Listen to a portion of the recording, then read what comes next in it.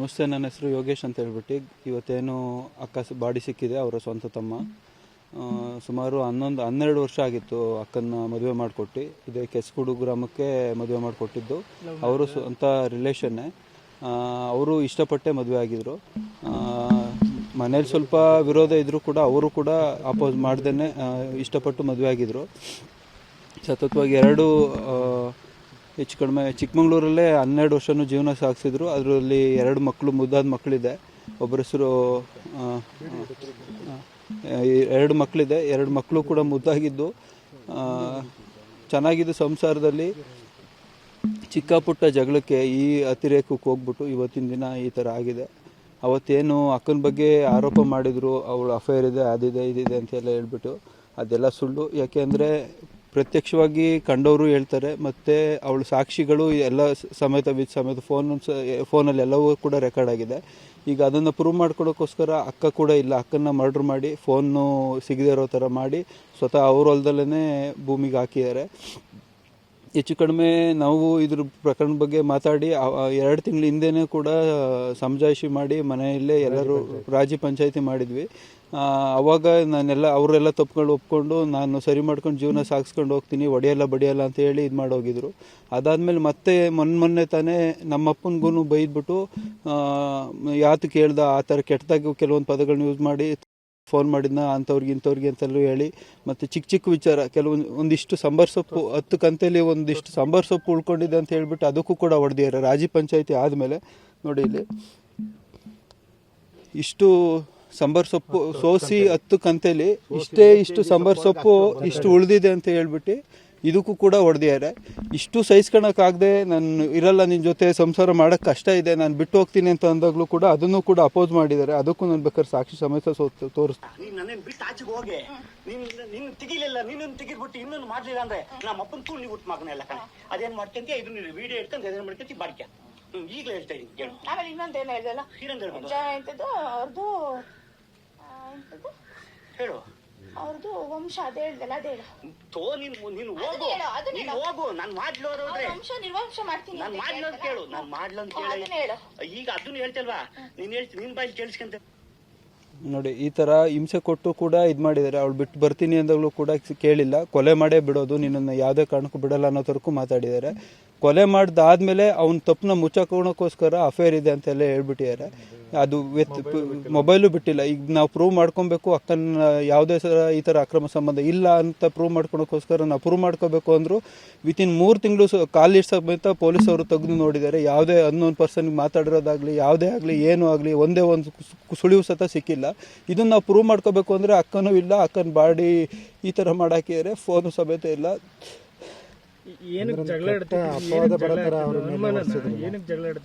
ಅನುಮಾನ ಇಲ್ಲ, ಮುಂಚೆ ಅದನ್ನು ಹೇಳಿದ್ದಾರೆ, ನಾನು ಅನುಮಾನ ಪಟ್ಟರೆ ನನ್ನ ಮನೆ ಹಾಳಾಗುತ್ತೆ ಅಂತ ತರಕ್ಕೂ ಮಾತಾಡಿದ್ದಾರೆ. ಇವರು ಯಾರು ರಘು ಅವರು, ಅವರಿಗೂ ಕೂಡ ಅನುಮಾನ ಇರಲಿಲ್ಲ. ಬಟ್ ಕೊಲೆ ಮಾಡಿದಾದ್ಮೇಲೆ ಅವ್ರನ್ನ ತಪ್ಪನ್ನ ಮುಚ್ಚಾಕೋಣಕ್ಕೋಸ್ಕರ ಇವರು ಇವತ್ತು ಅವತ್ತು ಅಫೇರ್ ಇದೆ ಅನ್ನೋ ಥರ ಮಾತಾಡಿದ್ರು, ಆ ಥರ ಮಾತಾಡಿದ್ದಾರೆ.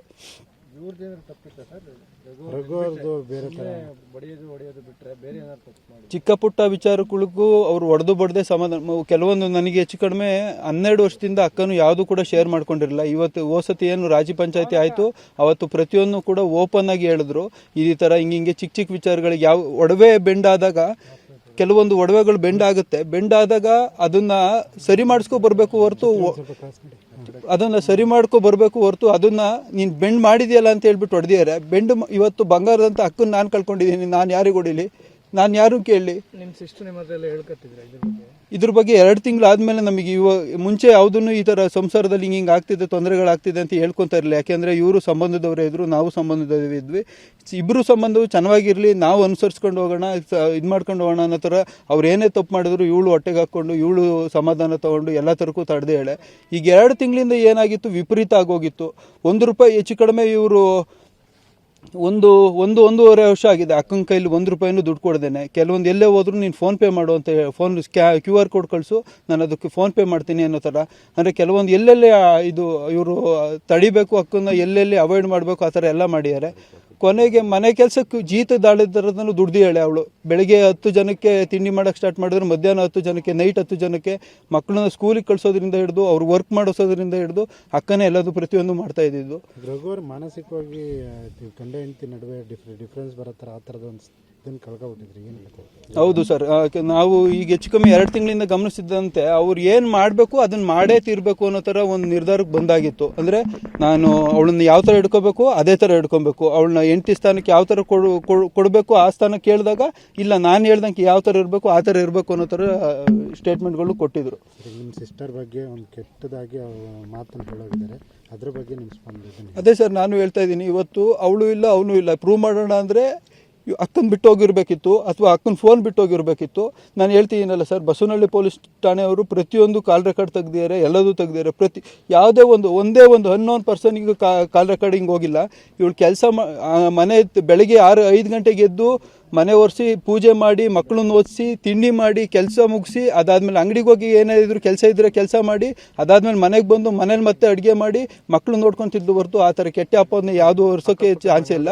ಇದು ಅಕ್ಕಪಕ್ಕದ ಮನೆಯವರು ಕೂಡ ಅದೇ ಥರ ಹೇಳೋದು, ಇವಳು ಜೀತದ ಆಳ್ ಥರನೇ ಕೆಲಸ ಮಾಡ್ತಿದ್ದು, ಯಾವುದೇ ಕಾರಣಕ್ಕೂ ಆ ಥರ ಇದು ಅಫೇರ್ ಆ ಥರ ಏನು ಹೇಳಿದ್ದಾರೆ ಅದು ಯಾವುದೂ ಇಲ್ಲ, ಪಾಪ ಈ ಥರ ತಪ್ಪು ಅಪ್ಪದನ್ನೇ ಒರೆಸಿ ಹೋಗಿದ್ದಾರೆ ಅನ್ನೋ ಥರ ಮಾತಾಡಿದ್ದಾರೆ.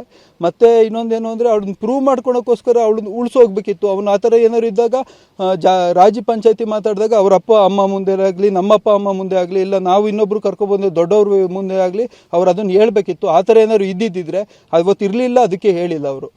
ಅವ್ರು ಮಾಡಿರೋ ಆರೋಪ ಎಲ್ಲ ಸುಳ್ಳು ಅಂತ? ಹೌದು, ಯಾಕೆ ಅಂದರೆ ಒಂದೇ ಒಂದು ಸಾಕ್ಷಿನೂ ಕೂಡ ಸಿಕ್ಕಿಲ್ಲ ಆ ಥರ ಆರೋಪ ಮಾಡೋದಕ್ಕೆ. ಮತ್ತು ಇದ್ದಿದ್ದ ಫೋನು ಕೂಡ ತೆಗೆದು ಎಲ್ಲೋ ಇದು ಮಾಡಿಬಿಟ್ಟಿದ್ದಾರೆ, ಡಿಸ್ಪ್ಯಾಚ್ ಮಾಡಿದ್ದಾರೆ. ನಾವು ಇವತ್ತು ಕೂಡ ಫೋನಿಗೂ ಹುಡುಕಾಟ ಮಾಡಿದ್ದೀವಿ. ಹೆಚ್ಚು ಕಮ್ಮಿ 5 ದಿನದಿಂದ ಸತತವಾಗಿ 5 ದಿನದಿಂದ ಮನೆ ಬಿಟ್ಟು ಬರೋದು ಇಲ್ಲಿ ಹುಡ್ಕೋದು, ಮನೆ ಬಿಟ್ಟು ಬರೋದು ಹುಡ್ಕೋದು, ಈ ಥರ ಮಾಡಿದ್ದೀವಿ. ನಾವು ನಮ್ಮ ಅಕ್ಕನ ಬಾಡಿಗೋಸ್ಕರ ಇಷ್ಟು ಹುಡುಕಿದ್ದೀವಿ. ನಾನು SK ಮಂಜುನಾಥ್ ಅಂತ, ಸಾಣೇನಹಳ್ಳಿ ಗ್ರಾಮ, ಬೇಲೂರು ತಾಲೂಕು, ಹಳೇಬೀಡು ಹೋಬಳಿ. ನಾನು ರಘುಗೆ ಮಾವ, ಗಗನನ ತಂದೆ. ಈ ವಿಚಾರ ಹೇಳಬೇಕು ಅಂದರೆ, ಅವನು ನನ್ನ ಮಗಳು ಹೆಚ್ಚು ಕಮ್ಮಿಯ SLC ಓದಿ 82% ಪರ್ಸೆಂಟೇಜ್ ತೆಗೆದು ನಾನು ಕಷ್ಟ ಬಿದ್ದು ಡಿಪ್ಲೊಮೊ ಸೇರಿಸಿ ಮೆರಿಟ್ ಮೇಲೆ ಬಂದಿದ್ದು ಫ್ರೀ ಸೀಟ್ ಸಿಕ್ಕಿತ್ತು. ಡಿಪ್ಲೊಮೊ ಸೇರಿಸಿದ್ದೆ. ಡಿಪ್ಲೊಮೊ ಸೇರಿಸಿ 1.5 ವರ್ಷ ಆಯಿತು. ಎರಡು ಇದರಲ್ಲಿ ಓದ್ತಾ ಇದ್ಲು. ಎರಡನೇ ವರ್ಷದಲ್ಲಿ ಓದ್ತಾ ಇದ್ಲು. ಅಷ್ಟೊತ್ತಿಗೆ ಇವರು ನಮಗೆ ಸೋದರ ಮಾವನ ಮಗ. ಅವನು ನಮಗೆ ನಮ್ಮ ಮಾವದಿರಿಗೆ ಆಗಲಿ ಯಾವುದೇ ಥರದ್ದು ಇದುವರೆಗೂ ಒಂದೇ ಒಂದು ಜಗಳ ಆಗಲಿ, ಕಿತ್ತಾಟ ಆಗಲಿ, ತೀರ ದ್ವೇಷ ಭಾಷಣ ಆಗಲಿ, ಒಂದೇ ಒಂದು ಅಪಸ್ವರದ ಮಾತು ನಾವು ಯಾರೂ ಆಡಿಲ್ಲ. ನಮ್ಮ ಅವರ ಮಧ್ಯೆ ಬಂದಿರ್ತವೆ, ಆದರೂ ಸ್ವಲ್ಪ ಮುನಿಸ್ಕೊಂಡ್ರು ನಾವು ಈ ಥರ ನೀನು ಕೆಟ್ಟವನು ಅಂತನೋದು ನಮ್ಮ ಜೀವನದಲ್ಲೇ ನಾವು ಅಂದಿಲ್ಲ. ಅದೇ ಥರಕ್ಕೆ ಬರ್ತಾನೆ ಅಂತೇಳಿ ಇವನು ಅಲ್ಲಿ ವೈಯಕ್ತಿಕವಾಗಿ ಅವನ ಮನಸ್ಸಲ್ಲೇ ನನ್ನ ಮಗಳನ್ನ ಇಷ್ಟಪಡ್ಕೊಬಿಟ್ಟಾನೆ. ಇನ್ನೂ ಅವಳಿಗೆ 18 ವರ್ಷ ತುಂಬಿರಲಿಲ್ಲ. ಆಮೇಲೆ ಒಂದು ದಿವಸ ಮದುವೆ ಪ್ರಸ್ತಾಪ ಇಟ್ಟಾಗ ನಾನಿಲ್ಲ ಕಣಪ್ಪ, ಇನ್ನು ಅವಳಿಗೆ 18 ವರ್ಷ ತುಂಬಿಲ್ಲ, ಡಿಪ್ಲೊಮೊ ಓದ್ತಾ ಇದ್ದಾಳೆ, ಇನ್ನು 1.5 ವರ್ಷದ್ದು, ಇನ್ನು ಡಿಪ್ಲೊಮೊ ಮುಗಿಲಿ ನೋಡೋಣ ಅಂತ ಸುಮ್ಮನೆ ಮುಂದಕ್ಕೆ ಎಕ್ಸ್ಟೆಂಡ್ ಮಾಡ್ತಾಯಿದ್ದೆ. ಅಷ್ಟರೊಳಗೆ ಬಂತು ನಮಗೆ ದೂರ ಅವ್ರ ಮನೆಯವರು, ಅವ್ರ ಅಕ್ಕದಿರಾಗಲಿ, ಅವ್ರ ಅಮ್ಮನೇ ಆಗಲಿ, ಅವರ ಅಪ್ಪನ ಆಗಲಿ ಒಪ್ಪಿಲ್ಲ, ಈ ಮದುವೆ ಒಪ್ಪಿಲ್ಲ ಅಂಥೇಳಿ. ನಾನು ಆಗ ರಘುಗೆ ಖಂಡಿತವಾಗೂ ಹೇಳಿದೆ, ಬೇಡ ಮಗನೇ, ನಿಮ್ಮ ಮನೆಯವ್ರಿಗೆ ಇಷ್ಟ ಇಲ್ವಂತೆ, ಇಷ್ಟ ಇಲ್ಲದೇನು ನೀನು ತರಕ್ಕೆ ಬರಬೇಡ, ಖಂಡಿತವಾಗೂ ಹೇಳಿದೆ. ಆದರೂ ಆಗೋಷ್ಟು ದಿವಸ ಸ್ವಲ್ಪ ಗ್ಯಾಪ್ ಬಿಟ್ಟಿದ್ದ, ಅದು ಯಾಕೋ ಬಿಟ್ಟಿದ್ದ ಸುದ್ದಿ. ನಾನು ಸುಮ್ಮನಿದ್ದೆ.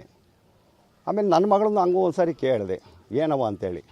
ಅಪ್ಪ ನಿನ್ನ ಪಾದಾಣಗಳು ಇಲ್ಕಣಪ್ಪ, ನಾನಂತೂ ಮೆಚ್ಕೊಂಡಿಲ್ಲ, ನೀನು ಯಾರಿಗೆ ಕೊಟ್ಟರು ನಾನು ಮದುವೆಗೆ ಸಿದ್ಧ ಅಂತ ಹೇಳಿದ್ದು. ಅಲ್ಲಿ ಇನ್ನೂ ಓದ್ತಲೇ ಇದ್ದಲ್ಲೇ, ಅಲ್ಲಿ ಇದು ಡಿಪ್ಲೊಮಾ ಕಾಲೇಜಲ್ಲಿ ಪ್ರೈವೇಟು ಇದು ಹಾಸ್ಟೆಲಲ್ಲಿ ಅಲ್ಲಿ ಓದ್ತಾ ಇರಬೇಕಾದ್ರೆ ಇವನಿಗೆ ಫೋನ್ ಮಾಡೋದು ಕಾಂಟ್ಯಾಕ್ಟ್ ಮಾಡ್ಕೊಬಿಟ್ಟಿದ್ದಾನೆ ಆಗಲೇ ಅಲ್ಲಿ ಪ್ರೆಸೆಂಟಲ್ಲಿ. ಒಂದು ದಿವಸ ಏನು ಮಾಡಿದಾಳೆ ನನ್ನ ಮಗಳು, ಸಿಕ್ಕಾಬಟ್ಟೆ ತೊಂದರೆ ಕೊಡ್ತಾರಲ್ಲ ಅಂತಲ್ಲಿ ಏನು ಎಕ್ಸಾಮ್ ಟೈಮ್ ಅಂತ ಹೇಳ್ಬಿಟ್ಟು ಫೋನನ್ನು ಬ್ಲ್ಯಾಕ್ ಲಿಸ್ಟಿಗೆ ಹಾಕಿದ್ಲು. ಬ್ಲ್ಯಾಕ್ ಲಿಸ್ಟಿಗೆ ಹಾಕಿ ನನಗೆ ಹಿಂಸೆ ಕೊಟ್ಟ ಹಿಂಸೆ ಹಿಂಗೆ ಕೊಡಲಿಲ್ಲ. ಅಷ್ಟರೊಳಗೆ ನಮ್ಮ ಸಂಸಾರದೊಳಗೆ ಅವನು ಸ್ವಲ್ಪ ವಿಂಗಲ್ ಆಗಿಬಿಟ್ಟಿದ್ದ. ಅವಳನ್ನೇ ಫ್ರೀ ದುಡ್ಡು ಕೊಟ್ಟು ಒಂದು ಸರಿ ಟೂರ್ನು ಕಳಿಸಿದ್ದ ಅವನೇ. ನಾವು ಮಾವನ ಮಗ, ನಮಗೆ ಮದುವೆ ದೃಷ್ಟಿ ಅನ್ನೋದಕ್ಕಿಂತಲೂ ಭಾರಿ ಈತೈಸಿ ಚೆನ್ನಾಗಿದ್ದಾನಲ್ಲ ಅನ್ನೋ ದೃಷ್ಟಿ ನಾವು ಸುಮ್ಮನೆ ಇದ್ದೆವು. ಇವನು ಮದುವೆ ಒತ್ತಡ ಪ್ರಪೋಸ್ ಮಾಡಿದಾಗ ನಾವು ಇದ್ದ ವಿಷಯ ಹೇಳಿ ಖಂಡಿತ ಕೊಡೋಕೆ ನಿಮ್ಮ ಅಪ್ಪ ಅಮ್ಮ ಒಪ್ಪೋದೇ ಇದ್ಮೇಲೆ ಅಂತೇಳಿ. ಮತ್ತು ಸ್ವಲ್ಪ ದಿವಸಗಳ ಮೇಲೆ ಮತ್ತೆ ನನಗೆ ಪೀಡ್ಸೋಕ್ಕೆ ಶುರುವಾಗ್ಬಿಟ್ಟ. ಅವನು ಪೀಡಿಸ್ದ, ಅವ್ರ ಭಾವದೇವರು 1-2 ಜನ ಪೀಡಿಸಿದ್ರು, ಅವ್ರ ಭಾವ ಒಬ್ಬರು. ಅವರು ರಘು ಅವ್ರು ಬಾವರು ನನಗೆ ಹೇಳ್ರಿ, ಯಾಕೆ ಹಿಂಗೆ ಮಾಡ್ತಾಯಿದ್ದೀರಾ, ಮಾಡಿಕೊಡ್ರಿ ರಘುಗೆ ಹೇಳ್ದ, ಇಲ್ಲಪ್ಪ ಮಾಡಿಕೊಡಕ್ಕಲ್ಲ ಮಾವ, ನಿನ್ನ ಆಣೆಗಳು ನನ್ನ ಆಣೆಗಳು ನಿನ್ನ ಮಗಳು ನಾನು ಚೆನ್ನಾಗಿ ನೋಡ್ಕೊಂತೀನಿ ಹೇಳಿ ಮಾವ. ಸತ್ಯವಾದ ಮಾತು ಸ್ವಾಮಿ, ಮಾತು ಹೇಳಿ ಭರವಸೆ ಕೊಟ್ಟಿದ್ದ. ನಾನು ಇನ್ನೂ ಅವನಿಗೆ ಇದೊಂದು ಪ್ರಶ್ನೆ ರೂಮಿಗೆ ಕೊಡ್ಕೈ ಚಪಾಲ್ ಕೊಡೋದು ಅವನಿಗೆ ಕೇಳಬೇಕು ಅಂತಲೇ ಇದ್ದೆ. ಈ ಇನ್ಸಿಡೆಂಟ್ಗಳಾದಾಗ, ಈ ಪಂಚಾಯತ್ಗಳಾದಾಗ ಯಾವಾಗ ನೋಡು ವ್ಯಾಘ್ರರೂಪ. ಆಗದಾಯಿತು, ಮದುವೆ ಮಾಡಿಕೊಟ್ಟು ಅಂದರೆ ನಾವು ಸ್ವಲ್ಪ ಮಧ್ಯಮ ವರ್ಗದವರು, ತೀರಾ ದುಡ್ಡಿನಲ್ಲಿ ನಮಗೂ ತೀರಾ ಅಷ್ಟೊಂದು ನಾವು ಮದುವೆ ಮಾಡೋಷ್ಟು ದುಡ್ಡು ಇರಲಿಲ್ಲ. ಅವನು 1 ಲಕ್ಷ ರೂಪಾಯಿ ಕೊಟ್ಟು ಸಹಕಾರ ಮಾಡಿ ಅವನು ಫಸ್ಟ್ ಕೇಳಿದ್ದೇನು, ಮಾವ ಮದುವೆ ಮಾಡ್ತೀನಿ ಅಂದ್ರೆ ನಿನಗೆ ಏನು ಬೆಂಬಲ, ಏನು ಕೊಡೋ, ಏನೈತೆ ದುಡ್ಡು ನಿನಗೆ ಅಂದ. ನಾನು ಹೇಳಪ್ಪ ನೋಡಪ್ಪ, ಅಲ್ಲಿ ಒಂದು 10% ಒಂದು 2 ಚೀಟ್ ಇದ್ದಾವೆ, ಒಂದು 2 ಲಕ್ಷ ರೂಪಾಯಿ ಈತೆ, ಇನ್ನು ಶಾರ್ಟೇಜು ಅಂದರೆ ನನ್ನ ಒಂದು 5-6 ತ್ಯಾಗದ ಮರ ಇದ್ದು, ತ್ಯಾಗದ ಮರ ಮಾರಿ ಮಾಡೋಕ್ಕಂತ ಮಾಡಿದ್ದೀನಿ ಅಂತ ನಾನು ಹೇಳಿದೆ. ತ್ಯಾಗದ ಮರ ಮಾಡ್ತೀನಿ ಅಂದಾಗ ಕೊನೆ ಸ್ವಲ್ಪ ದಿವಸ ಬಿಟ್ಟ ಮೇಲೆ ಏನು ಹೇಳ್ದೆ, ಮಾಮ ನೀನು ತ್ಯಾಗದ ಮರ ಮಾರಬೇಡ, 1 ಲಕ್ಷ ತ್ಯಾಗದ ಮರ ಹಂಗೆ ಇರಲಿ, ತ್ಯಾಗದ ಮರ ಹಂಗೆ ಇರಲಿ ಅಂತ ಹೇಳಿದೆ. ಆಯ್ತು, ಅದೆಲ್ಲ ಆಯಿತು. ಹ್ಞೂ ಹೇಳಿ ಸರ್. ಅದಾದ್ಮೇಲೆ ಈಗ ಚಿಕ್ಕಮಗಳೂರಲ್ಲಿ ಹೋಗಿ ಈಗ ಸ್ಟಾರ್ಟ್ ಮಾಡಿದೆ ಇಲ್ಲಿ ಬಂದೆ, ಅಲ್ಲಿಗೆ ಬಂದೆ. ಈಗ ಮದುವೆ ಆಯಿತು, ಮದುವೆಯಾಗಿ 1 ತಿಂಗಳು ಹತ್ತತ್ರ ಆಯಿತು ಸರ್. ಮದುವೆಗೆ 1 ತಿಂಗಳು ಹತ್ತತ್ರ ಆಗೋದು ಅಷ್ಟೊತ್ತಿಗೆಲ್ಲ ಇವನಿಗೆಲ್ಲ ಪ್ರಾಬ್ಲಮ್ ಸ್ಟಾರ್ಟ್ ಆಗೇ ಇತ್ತು. ಚಾಕ್ ತಗೊಂಡು ಹೊಡೆಯೋದು, ಕೈಗೆ ಕುಯ್ಯೋದು, ಈ ಥರದ ಹಿಂಸೆ ನನಗೆ ಗೊತ್ತಾದು. ಇದು ಗೊತ್ತಾತಲ್ಲ, ನಾನು ಏನು ಮಾಡೋದು, ಹಿಂಗೆ ಮದುವೆಯಾಗಿ ಇಲ್ಲಿ ಸ್ಟಾರ್ಟಿಂಗಲ್ಲಿ ಹಿಂಗೆ ಮಾಡ್ಕೊಂಡಲ್ಲ ಅಂತೇಳಿ ಹಂಗಂತ ಹೇಳ್ಬಿಟ್ಟು ನಾನು ಸೀದಾ ಕೆಸ್ಗೋಡಿಗೆ ನಮ್ಮ ಮಾವ್ರ ಹತ್ರಕ್ಕೆ ಬಂದೆ. ಮಾವ ಹಿಂಗೆ ಮಾಡ್ತಾಯಿದ್ದಾನಂತೆ, ಹೊಡಿತಾ ಇದ್ದಾನಂತೆ. ಇವ್ರು ಏನು ಮಾಡೋಕು, ಕರೆದು ಬುದ್ಧಿ ಹೇಳೋದು, ಹೊಡೆಯೋದು ಮಾಡಲಿಲ್ಲ, ಒಂದು ಏಟು ಹೇಳಿಲ್ಲ, ಒಂದು ಮಾತು ಬೈಲಿಲ್ಲ. ಎದ್ದದ ಶಾಸ್ತ್ರ ಕೇಳ್ಕೆ ಬರ್ತೀನಿ ಅಂತ ಹೋದ್ರೆ ಬೆಳಗ್ಗೆ ಸೇರಿದ್ದು.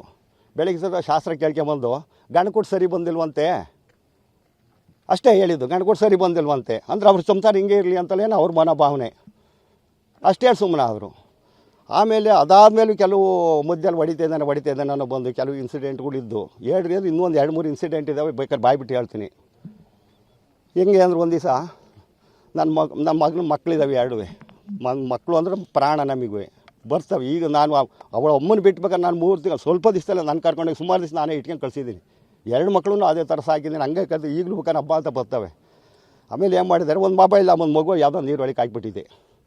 ನೀರೊಳಗೆ ಹಾಕಿದಾಗ ಏನು ಮಾಡಿದ್ದಾರೆ, ರಘು ತಗೊಂಡೋಗಿ ಹೆಂಡ್ತಿದ್ದಲ್ಲ ಫೋನು ರಿಪೇರಿ ಮಾಡಿಸಿ ಬಂದಾನೆ.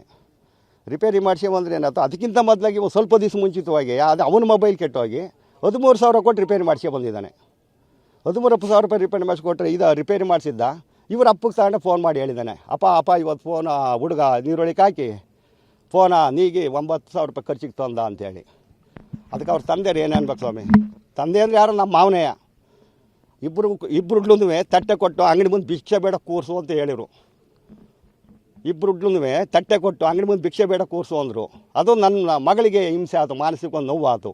ಇದನ್ನು ಪ್ರಶ್ನೆ ಮಾಡಿ ಹಿಂಗೆ ಮಾಡಿರಲ್ಲ ಅಂತ ಕೇಳಿದ್ದಕ್ಕೆ ಸರ್ರೇ ಹೊಡ್ಕೊಂಬಂದು ಆಮೇಲೆ ನಮ್ಮ ಮಗ ಇವ್ರಿಗೆ ಫೋನ್ ಮಾಡಿ ಕೇಳಿದ್ದಾನೆ, ಯಾಕೆ ತಾತ ಹಿಂಗಂದ್ರೆ ಅಂತಲ್ಲ, ಏನು ದುಡ್ಡು ಕಂಡೇ ಇಲ್ವಾ, ಅಕಸ್ಮಾತ್ ಏನೋ ಕಳೆದು ಹೋಯ್ತಾ ಮಾಡಿದ್ದಾರೆ, ತಟ್ಟೆ ಕೊಟ್ಟು ಭಿಕ್ಷೆ ಕೂರಿಸ್ತಾರೆ ಅಲ್ಲ ತಾತ, ಅಷ್ಟು ಮಾಡಿದ ಅಷ್ಟೇ. ಅವತ್ತೇ ಊರಲ್ಲಿ ಏನೋ ಹಬ್ಬ ಏನೋ ಫಂಕ್ಷನ್ ಐತೆ, ಅವತ್ತು ಹಿಡ್ಕೊಂಡು ನನ್ನ ಮಗಳೊಂದು ಎಲ್ಲರಿಗೂ ನಮಸ್ಕಾರ. ತಾವು ಎಲ್ಲರಿಗೂ ಗೊತ್ತಿರ್ಬೋದು, 1 ಆಗಸ್ಟ್ 2026ಗೆ ನಮಗೆ ಒಬ್ಬರು ರಘು ಅಂತ ಚಿಕ್ಕಮಗಳೂರಲ್ಲಿ ಬೇಕರಿ ಕೆಲಸ ಮಾಡ್ತಾಯಿದ್ರು. ಅವ್ರದ್ದು ಹ್ಯಾಂಗಿಂಗ್ ಪೊಸಿಷನಲ್ ಬಾಡಿ ಇಲ್ಲಿ ಅರೆಹಳ್ಳಿಯಲ್ಲಿ ನಮಗೆ ಸಿಕ್ಕಿತ್ತು, ಓಪನ್ ಫೀಲ್ಡಲ್ಲಿ. ಅವ್ರ ಹೆಂಡತಿ ಹೆಸರಲ್ಲಿ ಫೀಲ್ಡ್ ಇತ್ತು. ಮತ್ತು ಸೋಷಿಯಲ್ ಮೀಡಿಯಾದಲ್ಲಿ ಕೆಲವು ವೀಡಿಯೋಸ್ ವೈರಲ್ ಆಗ್ತಾಯಿತ್ತು ದ್ಯಾಟ್ ಅವ್ರ ಹೆಂಡತಿ ಕೂಡ ಅವರು ಸಾಯಿಸಿದ್ದಾನೆ ಅಂತ. ಮತ್ತು ಅವ್ರ ಹೆಂಡತಿ ಮಿಸ್ಸಿಂಗ್ ಇದ್ಲು ಆ ಡೇಟಿಂದಾನೆ, 1 ಆಗಸ್ಟಿಂದಾನೆ. ಸೊ ಹೆಂಡತಿ ಹೆಸರು ಗಗನ ಅಂತ, ಅವ್ರ ಏಜ್ 29 ವರ್ಷ. ಅವ್ರ ಮನೆ ಚಿಕ್ಕಮಗಳೂರದಿಂದ 11:30 31 ಜುಲೈ 2026 11:30 ಅವರು ಕೂಡ ಮಿಸ್ಸಿಂಗ್ ಇದ್ದರು. ಸೊ ಇದರ ಬಗ್ಗೆ ಚಿಕ್ಕಮಗಳೂರಲ್ಲಿ ಬಸವನಹಳ್ಳಿ ಪೊಲೀಸ್ ಸ್ಟೇಷನಲ್ಲಿ ಒಂದು ಮಿಸ್ಸಿಂಗ್ ಕೇಸ್ ರಿಜಿಸ್ಟರ್ ಆಗಿತ್ತು. ಸೊ ನಮ್ಮ Arehalli team, PSI Arehalli, CPI Halebidu, DSP Arsikere ಮತ್ತು ಅದರ ಜೊತೆಗೆ ಚಿಕ್ಕಮಗಳೂರು ಪೊಲೀಸ್ ಟೀಮ್ ಕೂಡ, ಅಲ್ಲಿ ಇನ್ಸ್ಪೆಕ್ಟರ್ ಮತ್ತು ಸಬ್ ಇನ್ಸ್ಪೆಕ್ಟರ್ 1 ಆಗಸ್ಟ್ದಿಂದ ನಾವು ಹುಡುಕ್ತಾ ಇದ್ವಿ. ಈ ಬಾಡಿ ನಮಗೆ ಸಿಕ್ಕಿಲ್ಲ ಮತ್ತು ಅವ್ರು ಮಿಸ್ಸಿಂಗ್ ಇದ್ದರು. ಸೊ ಅವ್ರ ಬಗ್ಗೆ ನಾವು ಎಲ್ಲ ಕಡೆ ಹುಡುಕ್ತಾ ಇದ್ವಿ.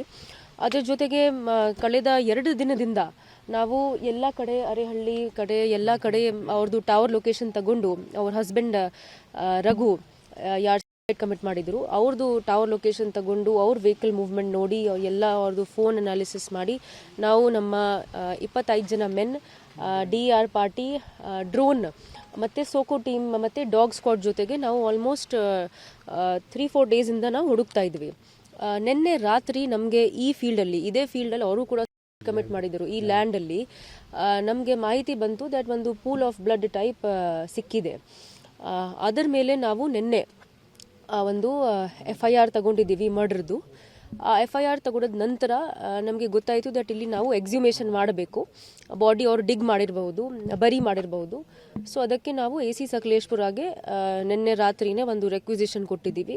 ಮತ್ತು ನಮ್ಮ forensic expert doctor Santosh HIMS ಹಾಸನ್ಗೆ ಅವರಿಗೆ ಕೂಡ ಒಂದು ರೆಕ್ವಿಸಿಷನ್ ಕೊಟ್ಟಿದ್ದೀವಿ. ಇವತ್ತು ಸುಮಾರು 11 ಗಂಟೆಗೆ AC ಸಕಲೇಶ್ಪುರ ಅವ್ರದ್ದು ಪ್ರೆಸೆನ್ಸಲ್ಲಿ ಮತ್ತು doctor Santosh of hymns forensic expert ಅವ್ರ ಪ್ರೆಸೆನ್ಸಲ್ಲಿ, ನಮ್ಮ ಸೋಕೋ ಟೀಮ್ ಪ್ರೆಸೆನ್ಸಲ್ಲಿ ನಾವು ಎಕ್ಸ್ಯೂಮೇಷನ್ ಪ್ರಾಸೆಸ್ ಸ್ಟಾರ್ಟ್ ಮಾಡಿದ್ದೀವಿ. ಅಂದರೆ ಲ್ಯಾಂಡ್ ಡಿಗ್ ಮಾಡೋಕ್ಕೆ, ಎಲ್ಲಿ ನಮಗೆ ಪೂಲ್ ಆಫ್ ಬ್ಲಡ್ ಸಿಕ್ಕಿತ್ತು ಅಲ್ಲಿ ನಾವು ಲ್ಯಾಂಡ್ ಡಿಗ್ ಮಾಡೋಕ್ಕೆ ಸ್ಟಾರ್ಟ್ ಮಾಡಿದ್ದೀವಿ. ಡಿಗ್ ಮಾಡಿದ ನಂತರ ನಮಗೆ ಇವತ್ತು ಗಗನ ಅವ್ರದ್ದು ಬಾಡಿ ಇಲ್ಲಿ ಸಿಕ್ಕಿದೆ. ಈಗ ಪೋಸ್ಟ್ ಮಾರ್ಟಮ್ ನಡೀತಾ ಇದೆ. ಎಕ್ಸಾಕ್ಟ್ ಕಾಸ್ ಆಫ್ ಡೆತ್ ಏನಿದೆ ಅದು ಪೋಸ್ಟ್ ಮಾರ್ಟಮ್ ನಂತರ ನಮಗೆ ಗೊತ್ತಾಗುತ್ತೆ. ಅದು ಏನು ಗುಂಡಿನ ತೆಗೆದು ಈ ಥರ ಹೋಗ್ತಿರೋದ ಏನು? ಅದು ಈಗ ಅದು ಬಾಡಿ ನಮಗೆ ಕ್ರೌಚಿಂಗ್ ಪೊಸಿಷನಲ್ಲಿ ಸಿಕ್ಕಿದೆ. ಅಂದರೆ face was towards the ground. ಈಗ ಎಕ್ಸಾಕ್ಟ್ಲಿ ಏನು ಮಾಡಿದ್ದಾರೆ ಅದು ಪೋಸ್ಟ್ ಮಾರ್ಟಮ್ ಮಾಡಿದ ನಂತರನೇ ನಮಗೆ ಎಕ್ಸಾಕ್ಟ್ ಕ್ಲಿಯರ್ ಪಿಕ್ಚರ್ ಸಿಗುತ್ತೆ. ಬಾಡಿಯಿಂದ, ಲೇಡಿ ಬಾಡಿಯಿಂದ ಅವ್ರ ಗಂಡನ ಇದು ಹ್ಯಾಂಗ್ ಮಾಡಿದೆ ಎಷ್ಟು ದೂರ, ಅರೌಂಡ್ 100 ಮೀಟರ್ಸ್ ಹೇಳಿರ್ಬೋದು ಅಷ್ಟೇ. 100 ಮೀಟರ್ಸ್ ಅಷ್ಟೇ. ಅವ್ರು ಗಲಾಟೆ ಮಾಡ್ಕೊಂಡಿದ್ಯಾ ನಿಮ್ಗೆ ಗೊತ್ತಾಗಿದೆಯಾ? ಅಲ್ಲಿ ಚಿಕ್ಕಮಗಳೂರಿನಲ್ಲಿ ನೀವು ಅಲ್ಲಿಗೂ ಕೂಡ FIRನ ವರ್ಗಾವಣೆ ಮಾಡಿದಿರಿ ಅಂತ ಏನು ಮಾಹಿತಿ ಇದೆ madam?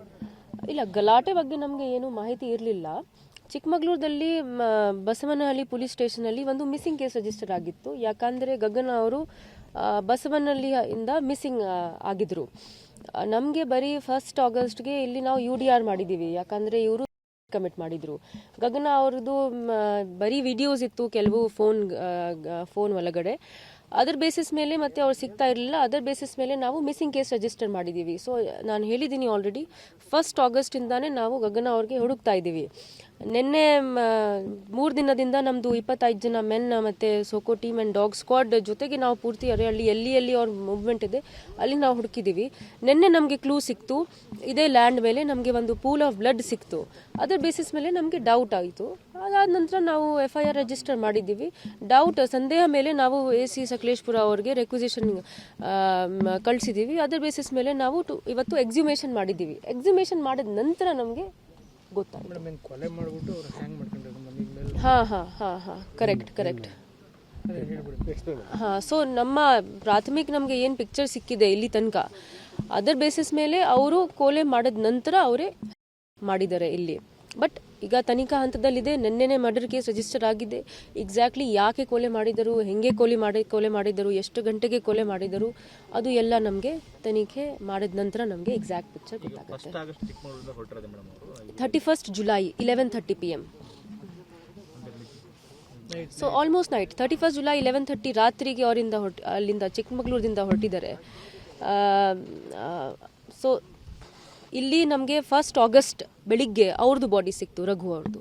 Technical team 25 members men's ಎಲ್ಲ ಹುಡುಕಿದ್ರು ಕೂಡ ಸಿಗ್ದಕ್ಕೆ ಏನು ಕಾರಣ? ಸಿಗ್ದಕ್ಕೆ ಆಗದೆ ಇರೋದಕ್ಕೆ ಆ ರೀತಿ ಫಸ್ಟ್ ಆಫ್ ಆಲ್ ಅವ್ರದ್ದು ಮೂವ್ಮೆಂಟ್ ಎಲ್ಲ ಕಡೆ ಇತ್ತು. ಚಿಕ್ಕಮಗಳೂರಿಂದ ಅರೇಹಳ್ಳಿ ತನಕ ಅವ್ರದ್ದು ಮೂವ್ಮೆಂಟ್ ಇತ್ತು. ಸೊ ನಮ್ಮ ಸರ್ಚಿಂಗ್ ಏರಿಯಾ ತುಂಬ ಜಾಸ್ತಿ ಇತ್ತು. ಮತ್ತು ನಾವು ಎಫರ್ಟ್ಸ್ ಮಾಡಿದ ನಂತರ ನಮಗೆ ಇಲ್ಲಿ ಸಿಕ್ಕಿದೆ. ಸ್ವಲ್ಪ ಟೈಮ್ ಆಯಿತು, but we were able to find the body ultimately.